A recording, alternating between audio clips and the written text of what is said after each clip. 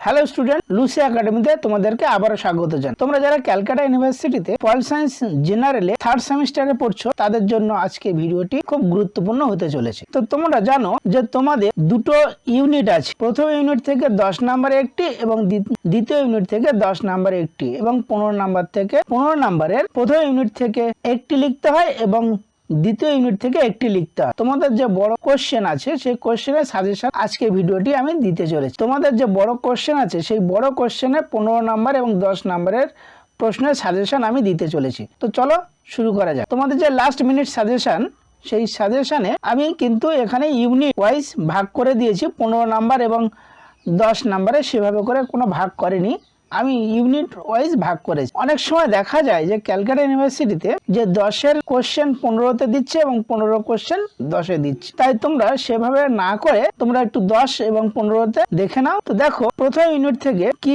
তোমাদের কোশ্চেন আমি সাজেশন করেছি। দেখো প্রথম কোশ্চেন, ভারতীয় সংবিধানের প্রস্তাবনায় তাৎপর্য বিশ্লেষণ করো। এটা কিন্তু খুব গুরুত্বপূর্ণ প্রশ্ন। এবং দেখো লোকসভার অধ্যক্ষের ভূমিকা, এটা অনেকবার এসছে, এটা খুব গুরুত্বপূর্ণ। ভারতীয় সংবিধানে সংরক্ষিত স্বাধীনতার অধিকারটি ব্যাখ্যা করো। 4 নম্বর কোশ্চেন দেখো, ভারতীয় রাষ্ট্রপতির ক্ষমতা ও পদমর্যাদা আলোচনা করো। ভারতীয় সংবিধানে উল্লেখিত ধর্মীয় স্বাধীনতার অধিকারটি ব্যাখ্যা করো। 6 নম্বর কোশ্চেন, ভারতের প্রধানমন্ত্রীর সঙ্গে মন্ত্রী পরিষদের সম্পর্ক বিশ্লেষণ করো। 7 নম্বর কোশ্চেন দেখো, বলছে ভারতের পার্লামেন্টের ভূমিকা তাৎপর্য আলোচনা করো।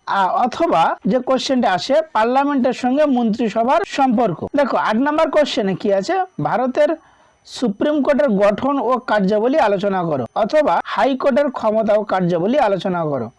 অথবা ভারতের সংবিধানের অভিভাবক রক্ষাকর্তা হিসাবে সুপ্রিম কোর্টের ভূমিকা আলোচনা করো। 9 নম্বর কোশ্চেন দেখো, ভারতের কেন্দ্র ও রাজ্যের মধ্যে শাসনতান্ত্রিক ক্ষমতা বন্টনের উপর একটি সংক্ষিপ্ত টিকা লেখো। এই হচ্ছে প্রথম ইউনিট থেকে 10 এবং 15 নম্বরের কোশ্চেন। তো তোমাদের পরীক্ষা প্রায় এসে গেছে, তাই তোমরা যারা এখনো করনি এগুলো তোমরা একটু করে নাও। আর যদি কেউ না এই কোশ্চেন সম্পর্কে বিস্তারিত প্রয়োজন হয় তাহলে অবশ্যই কমেন্টে জানিও, আমরা কিন্তু ভিডিও করে তোমাদেরকে দিয়ে দেবো। দেখো দ্বিতীয় ইউনিটে দেখো কি বলেছে না, 1 নম্বর কোশ্চেনে ভারতের যে কোনো একটি রাজ্যের মুখ্যমন্ত্রীর ক্ষমতা ও পদমর্যাদা আলোচনা করো। অথবা ভারতের যে কোনো অঙ্গরাজ্যের রাজ্যপাল শাসন সংক্রান্ত ও আইন সংক্রান্ত ক্ষমতা ও কার্যাবলী আলোচনা করো। 2 নম্বর কোশ্চেন দেখো, ভারতের নির্বাচন ব্যবস্থার প্রধান বৈশিষ্ট্যগুলি আলোচনা করো। 3 নম্বর কোশ্চেন, ভারতীয় সংবিধানে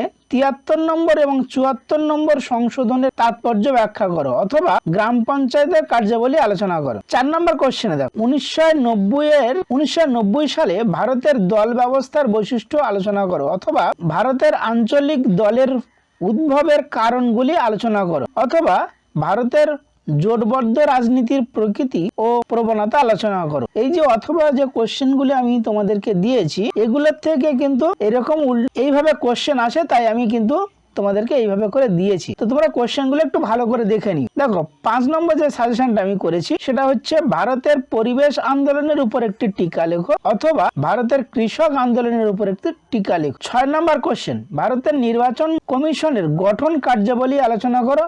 এ প্রসঙ্গে নির্বাচনী সংস্কারের যে কোনো 5টি কারণ উল্লেখ করো। 7 নম্বর যে কোশ্চেনটি আমি করেছি দেখো, ভারতের স্থানীয় শাসন ব্যবস্থায় গ্রাম পঞ্চায়েতের ভূমিকা আলোচনা করো। 8 নম্বর কোশ্চেন, ভারতের আঞ্চলিকতাবাদের উৎসগুলি ব্যাখ্যা করো। অথবা ভারতের আঞ্চলিকতার বাদের প্রকৃতি কিরূপ আলোচনা করো। 9 নম্বর যে কোশ্চেন, শেষ কোশ্চেন, সেটা হচ্ছে ভারতের নারী আন্দোলনের উপর একটি টিকা লেখো। এই কটা কোশ্চেন তোমরা যদি করে যাও তাহলে কিন্তু তোমরা অবশ্যই কমন পাবেই। যদি আমাদের ভিডিওটি ভালো লেগে থাকে তাহলে অবশ্যই তোমরা আমাদের চ্যানেলটিকে সাবস্ক্রাইব করো আর বন্ধু বান্ধবের সঙ্গে বেশি করে শেয়ার করো, যাতে তারাও উপকৃত হয়। তাহলে দেখা হচ্ছে কোনো ভিডিওতে। ততক্ষণ তোমরা ভালো থেকো, সুস্থ থেকো আর লুসি একাডেমির সঙ্গে থেকো।